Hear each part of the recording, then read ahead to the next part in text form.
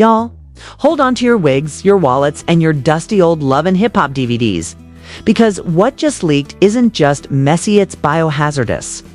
Forget tea, this is full-on sewage spilling straight out of the reality TV sewers. And guess, who's ankle-deep in the drama? None other than Chrissy Lampkin and her decade-long partner in decline, Jim Jones.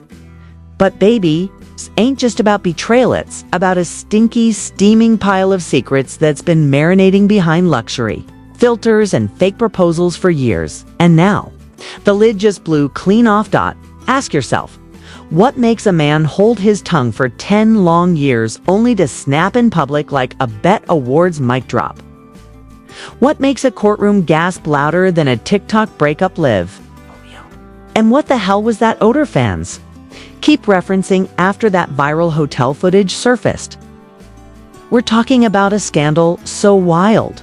Even Mona Scott is clutching her pearls in a prayer circle. So buckle up, because Jim Jones ain't rapping no more, he's testifying.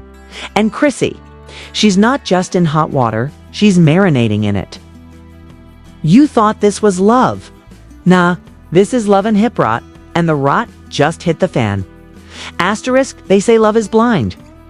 But in Jim Jones' case, it might have been nose dead, emotionally paralyzed, and spiritually held hostage. Because whatever was simmering behind Chrissy Lampkin's picture-perfect persona has officially erupted. And the stench of betrayal is wafting through the internet like a five-alarm scandal. Jim, the man who once let a whole TV audience watch him propose with a ring that looked like it came out of a vending machine, has finally peeled back the curtain on a 10-year relationship that might have been more performance than partnership. And let's be clear, this ain't just your regular breakup saga. This is a televised, light-turned legal nightmare. A slow-burning mess that exploded the second that hotel surveillance footage hit the internet and fans started whispering about that smell that allegedly had nothing to do with the lobby carpet and everything to do with the shady business going on upstairs. And now Jim, usually the silent soldier in Chrissy's curated fairy tale, has gone from mute to mic drop with one courtroom appearance that flipped the entire narrative on its over-contoured face. Sources close to the courtroom say Jim didn't come with lawyers, he came with truth and receipts that shook the jury into straight-up silence. And if you thought Chrissy was just going to walk away unbothered in a fresh wig and red bottoms, think again. Because what Jim revealed wasn't just personal, it was strategic, intentional, and weaponized. He didn't say Chrissy hurt him. He said she built an entire brand off his back while draining his soul one staged "I love you" at a time. Let's rewind the tape. Chrissy Lampkin, once hailed as the original ride or die, the down for whatever girlfriend who stuck by Jim through street drama, label beefs. And that legendary love and hip-hop proposal rejection has now been accused of something far deeper than emotional sabotage. According to Jim's leaked deposition, Chrissy didn't just hold him down, she locked him in. And when he says locked, he means spiritually detained like a prisoner in a designer cell. Word on the courtroom bench is Jim described their relationship as a performance, a strategy, and most shockingly, a financial operation where love came with itemized receipts. One insider said Jim provided documents, spreadsheets even, where Chrissy allegedly tracked every dollar she spent on him, from haircuts to hotel rooms to teeth whitening trays, and allegedly used that ledger as leverage during fights. Imagine asking for space and getting hit with 82 on 311 by 47 says, "You owe me loyalty." That's not love. That's a weaponized budget plan. But it gets darker. Jim's team claims Chrissy pitched a docuseries called Lipstick and Leverage to multiple streaming platforms without Jim's knowledge, and centered the whole thing around their relationship from her perspective only. One exec reportedly asked, "Is Jim part of this?" To which Chrissy allegedly responded, "He's in it, but he's not needed." The deal fell through, but the intent was already in the air. Chrissy was building an empire off a narrative she controlled, and Jim He was just the background noise, the branding tool, the emotional prop dressed in Timberlands. And just when the courtroom thought it had heard the worst, Camron, yes, Dipset, Camron walked in with a folder labeled CJ. The room went cold. One clerk said it felt like karma had RSVP'd and walked in with evidence. Inside the folder, financial records under a different name. Christina Santiago, same birth date. Same address as Chrissy's old beauty brand. But the account was linked to a Cayman Islands bank. Multiple offshore payments labeled consulting fees. But the companies didn't exist in any federal registry. To 5K, 40K, 80K transfers from media groups no one could verify. By the fourth page, the courtroom took a break because one juror needed to breathe, and Cam wasn't even done. He introduced more documents allegedly tied to a women's empowerment charity Chrissy started during her rebrand phase. Nearly $190,000 in donations mysteriously rerouted to private firms reportedly connected to her glam squad, image consultant, and a wardrobe line item allegedly marked for reunion taping. This wasn't self-love. This was self-funding on the back of charitable causes. One line item even read bonus lashes for trailer shoot.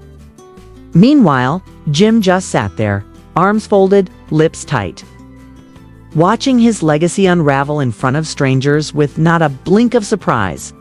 Because deep down, maybe he always knew. Maybe that's why he finally stepped forward to stop being a side character in the play where he was supposed to be the lead. But wait, because the bombshell hadn't even dropped yet. A video surfaced, subpoenaed and verified from a hotel hallway in Miami. The footage shows Chrissy pacing in heels. On the phone, voice muffled but clear enough. "I told you, if Cam talks, we're done. He's got backups. He's got the proof. I told Jim to shut it down." Boom! Silence. Even the prosecution paused. Chrissy's attorney objected on privacy grounds, but the judge allowed it into evidence. Why? Because this wasn't just a leaked tape. It was confirmation that Chrissy allegedly knew the walls were closing in, and still tried to manipulate the fallout behind the scenes. By now, Chrissy was slumped in her chair, face blank, fingers twitching. Her empire wasn't crumbling.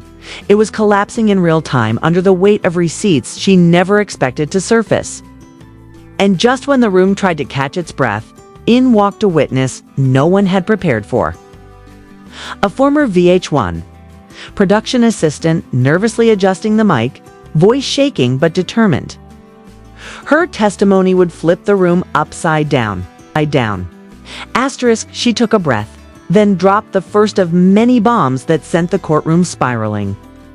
Chrissy used to pay a sactual cash to delete scenes, envelope money, under label stuff. She controlled what the world saw and what Jim never got to question. The jury collectively stiffened, while Chrissy just stared ahead, her face blank, but her fingers twitching like they were counting down to her own detonation. She'd threaten editors, manipulate storylines, and once even told a senior producer, "That footage airs, I'll ruin your career." And that was just the warm dash-up. The witness pulled out a stack of printed fake invoices, each one approved under Chrissy's name. Travel reimbursements for non-existent shoots, production expenses that were just spa trips, and one particularly outrageous document labeled Script Development Retreat in Turks and Caicos. That, according to the witness, was just a birthday vacation with friends. No producers, no scripts, just bottles and bikinis. The prosecution cross-referenced receipts, photos, and social media timestamps. They matched. Chrissy had allegedly been faking work-related travel and billing it straight to the show's budget. That alone could have buried a lesser scandal, but this one was just getting warmed up. Because the courtroom doors opened again, and Camron walked in not as a friend, not as a co-star, but as a witness armed with vengeance and paperwork. He didn't greet anyone, didn't smirk, didn't blink. Just walked straight to the prosecution table, handed over a manila folder labeled CJ Confidential, and sat down in the gallery like he was watching a show he helped write. The folder's first page was a scanned bank document. Not under Jim's name, not even Chrissy's legal one. It read Cristina Santiago, but had the same date of birth and address once linked to Chrissy's former beauty business, the account. Offshore, Cayman Islands, the transfers. Suspicious. Repetitive, $25,000 here, $40,000 there. One payment even hit $82,000, all labeled as consulting fees from a television firm that didn't exist in any known registry. The transactions were dated over the course of 6 years, starting just after Chrissy's VH1 debut. One juror gasped. Another asked for a break. No one spoke. And still, Chrissy just sat there, lips tight, a storm behind her eyes. But not a single word out loud, page after page. The folder unraveled what prosecutors called a deliberate financial web, a series of shell companies and media firms registered to fake addresses in multiple states. One LLC claimed to be providing PR for women in media, but its only listed expense was $11,000 spent on wardrobe and glam for a love and hip-hop reunion shoot. Another claimed to be producing empowerment content, but listed travel expenses to fashion shows in Paris and Milan. All roads led back to Chrissy. And then came the charity scandal. Cam's legal team presented detailed records tied to a women's empowerment nonprofit Chrissy had promoted during her so-called comeback phase. Nearly $190,000 in donor money, raised through public campaigns and branded merchandise, had been rerouted to private accounts and questionable vendors. Among the flagged purchases, personal image consultants, wig stylists, designer wardrobe purchases, and even a makeup artist flown to LA under the description Community Outreach Glam. The IRS filings didn't match. None of it did. And the prosecution made it clear they weren't talking about bad bookkeeping. They were talking about potential wire fraud. Chrissy's face turned pale, but the courtroom still hadn't hit peak chaos. Because next came the video. The prosecution introduced a legally subpoenaed security tape from a Miami hotel that matched Chrissy's location during a now-infamous weekend trip in early spring. The footage showed her pacing in the hallway in stilettos, phone to her ear, clearly panicked. The audio was muffled but audible. "I told you, if Cam talks, we're done. He has the proof. I told Jim to shut it down, but he wouldn't listen." Her voice cracked. She kept pacing. Then she disappeared around the corner. The defense objected, citing privacy, but the judge overruled it. The footage had been obtained legally, and its implications were massive. The jury stared at Chrissy, like they were seeing her for the first time, not as a ride or die, but as a woman allegedly orchestrating a massive cover-up behind closed doors. And the final blow came when the courtroom's last witness took the stand up. Former VH1 production assistant, only identified as C. Nervous, fidgeting, but unwavering, she told the court, "Chrissy bribed us to delete bad footage. She'd say make me look like a boss, not like a girlfriend begging for airtime. She used to walk around with envelopes. A guy saw her threaten one of the editors. Tell him if he made her look weak, she'd get him blackballed." The courtroom gasped. C wasn't finished. She filed fake production expenses too.